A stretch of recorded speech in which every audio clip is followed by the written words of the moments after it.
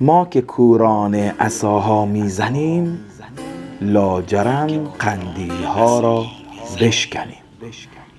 ما ز موسی پند نگرفتیم کو، گشت از انکار خضری زرد رو.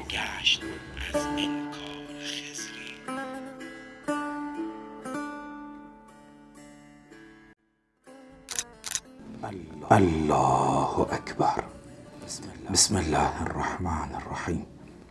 الحمد لله رب العالمین، الرحمن الرحیم، مالک یوم الدین، ایاک نعبد و ایاک نستعین. لم یلد ولم یولد ولم یکن له کفوا احد. الله اکبر. سبحان ربی العظیم. یکی از آفت‌های امروز جامعه که دامنگیر مردم شده اینه که مردم چیزهای نشنیدنی رو میشنون و چیزهای شنیدنی رو نمیشنون. یه مثال اگر بخوام بزنم اینه: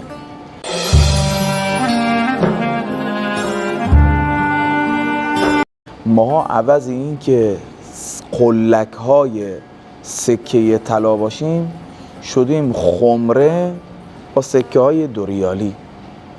چیزهایی که به دردمون نمیخوره رو میشنویم، چیزهایی که به دردمون میخوره رو نمیخوایم بشنویم.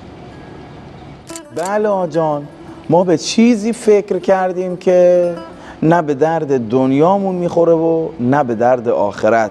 اصلا اهل جهنم هم مشکلشون همینه. جهنمی ها هم از همین مینالن، میگن لو کنا نسمع.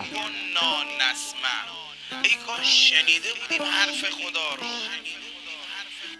ای کاش شنیده بودیم حرف خدا رو.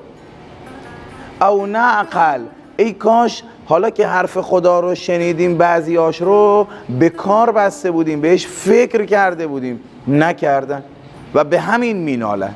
در مقابل اهل بهشتن که میگن سمعنا، هم کلام خدا رو شنیدیم و این شنیده فقط به گوشمون اکتفا نکردیم و با دل جان پذیرفتیم و اطعنا، اطاعت کردیم. بهشتی ها میگن سمعنا و اطعنا.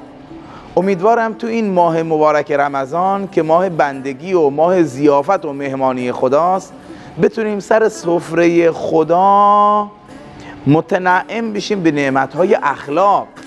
امیدوارم که بتونیم تو ماه بندگی خدا بنده خوبی برای خدا باشیم. شما رو به خدای بزرگ میسپرم. یا علی مدد. یک قدم تا عشق.